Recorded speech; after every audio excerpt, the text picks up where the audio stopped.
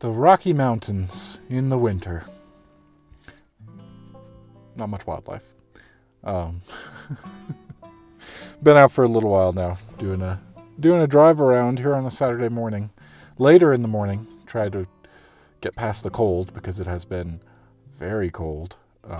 Yesterday I took a peek out at the thermostat and it was -10. Very cold.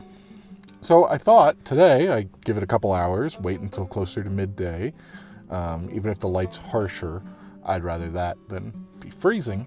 And so I thought I'd drive around a bit and take a look. And the place specifically that I was going to drive to was one that the very first place I came to when I moved here 6 months ago, is a spot alongside the highway where the river kind of comes together, the Colorado River.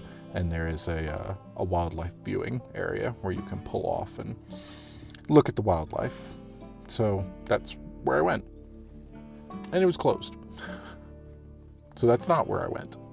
I drove around past that and then did some driving up through the forest that I wanted to see what the forest looked like. And whenever possible, I did grab the camera and try to show the landscape a little bit of what I was seeing until there were other cars on the road. And then it's even more dangerous than it is. So then I just kind of drove around for a little while and found a spot where I'm kind of up on a hill and I could finally pull over without it being too dangerous. The spots that I was, the one spot that I went to inside the national forest, that I found where I could pull over and I saw where tracks where somebody gone before. I started driving along it and immediately went, no, this snow is not packed down. I have a 4-wheel drive, but I don't trust it and I don't want to get stuck. So it was not safe to be driving off-road at this point, even though I assume it's a dirt road underneath all that. I haven't actually been to that spot before, but either way, I immediately did not feel comfortable, so I drove to the point where I could turn around and then followed the tracks back out, and thankfully made through there and got back onto the highway where the roads are clear. Not about to go get stuck in the snow, but yeah, unfortunately, not what I was hoping for. It makes sense why the wildlife place was closed, the wildlife viewing, because, well, it's just covered in snow. Even when I was there during the summer and I tested out the brand new camera and I tried out, some video and looking at the things, the water level was real low. It's where the river comes through, and I think they've got some kind of water, either treatment or they just have a dam that they control there as well. But yeah, the levels were really low, and then driving past it, it's just a clear blanket of snow across everything. You can't even see water underneath. So yeah, there's no wildlife there. There's not much wildlife around as it is currently. This is winter. Oh well. Still got to go out, still got to look around, still got to see some stuff. The mountains are very pretty, covered in snow, and the landscape is breathtaking. It's quite nice. It would be cool to be able to actually find a spot to safely pull over and off the road, because it's a highway. It's a major, I don't think it's a main highway at that point. I don't know the names of roads types, but anyway, it's busy enough that I don't feel comfortable just stopping. That's dangerous. Somebody comes along, you're going to get hit. And if there's not a place to safely pull over, then there's just not a place to safely pull over. So, oh well, that's where I found this little spot up a hill where nobody is, alongside a road where I actually could pull over, where it's been plowed, and it's pretty up here. You can see a lot of the mountains. There's people's residences that I'm right next to, unfortunately, and barbed wire right along there. But either way, it's nice to get out. It's nice to see things. And I had to go make the trek to the post office to get a package anyway, and they're only open for a short amount of time, so I do have to get on going down the road. Crows and magpies are all I have seen today in the way of wildlife. Maybe tomorrow will be different if I make it out tomorrow. It's been snowing a lot. I had to clear a good 6-8 inches of snow off the top of my car when I got out. So thankfully it's clear today, no clouds or anything, and I think we might get clear weather tomorrow before it snows again on Monday. We will see. If so, maybe make it out tomorrow. If not, maybe the snow won't be there early in the morning on Monday and I can get out before the snow. We shall see. We shall see. At least I'm trying.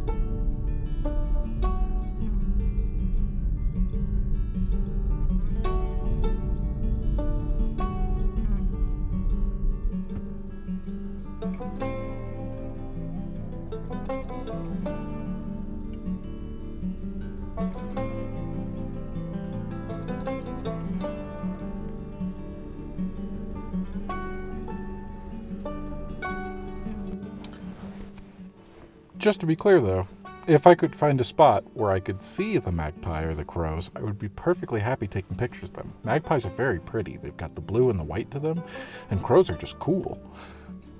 But I haven't found a spot like that, which is why I don't have any pictures of them, really, to share. But I would be perfectly fine with that. I don't have a problem. Although I haven't been able to get out and do much street learning, nature learning, I've done a lot of book learning. I finished that first book that I talked about the other month. I finally made the time and finished it up this morning when I woke up early and did not go out. And a couple of things that really stood out, I'll probably read it multiple times, but I'm going to move on to the bigger, thicker, advanced version, essentially, since the first one was for beginners. A couple of things that really stuck out to me, which is really interesting to learn a little bit more in depth to it that I did not know before. I've seen birds do that, like fluff up, where they ruffle their feathers.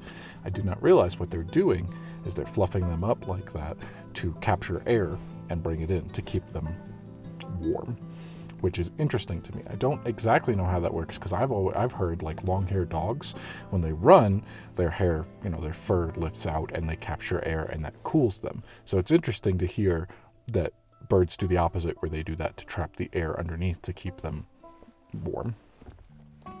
I feel like there's another word for it and I've forgotten now that I've read the book. That was interesting to me. The amount of feathers that birds have was really interesting. I did not realize just how many. Even the smallest bird, the hummingbird, is just close to 1,000, just shy. It's like 900 something feathers. And then it goes up from there to all the bigger birds. It's a lot. That was really interesting. I did not realize. And then another thing within the feathers, the molting, the way that they shed essentially all their feathers, not at once, but they shed them all and then, they grow back, and that's them molting their colors. I never thought about that. And I've seen birds, and my assumption always was, I've seen, especially crows. I think I've seen some crows back when I first started doing this and taking pictures where they were missing feathers out of their wings. And I was like, oh man, they must have gotten in a fight, or, they've lost them somehow, like they're damaged. They fell out and they're growing back. Again, they can't all fall out, otherwise they would have no wing feathers, but one at a time they will fall out and they'll grow back, and that's what the patches of them are.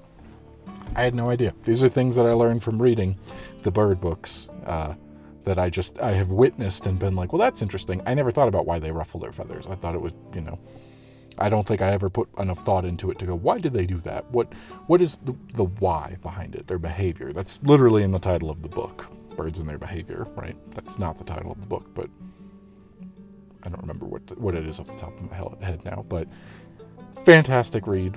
Really glad I got to it, and I'm going to keep reading with that other book now. At least if I can't go out and see that many of them, I can definitely keep trying to keep it in my head, trying to keep the pattern, and try to keep learning.